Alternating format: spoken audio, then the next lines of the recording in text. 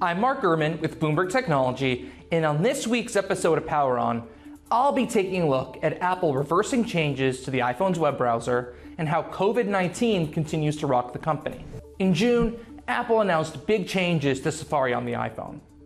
As the device's built-in web browser, Safari is clearly one of Apple's most important apps.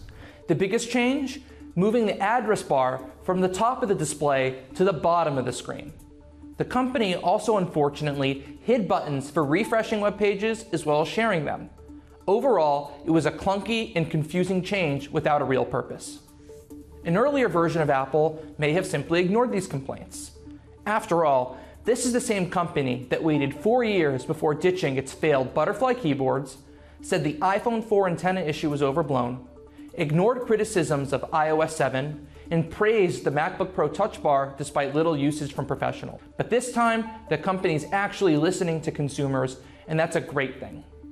In the latest version of iOS 15, which is scheduled to be released to consumers around September, Apple has reversed the changes, making the new design simply an option in settings. I've already reverted to that classic look personally. In not so good news, Apple's also continuing its annual tradition of delaying some features. This year's victim is SharePlay, a new mechanism for sharing your screen, listening to music, and watching video with a friend over FaceTime. Also likely to be delayed is Universal Control. That's a feature for controlling multiple Macs and iPads using one trackpad and keyboard. Another feature likely to be delayed are new mechanisms for managing your data. In other news, COVID-19 continues to impact the company's operations. Apple has delayed its return to office plan for the third time, this time until January 2022. COVID has also led Apple to increase testing of staff to up to 3 times per week.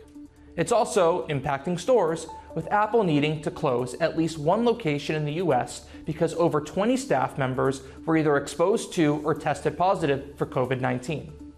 With major plans like an iPhone revamp and a mixed reality headset in the cards for next year, Apple, along with all of us, is planning for a much better 2022.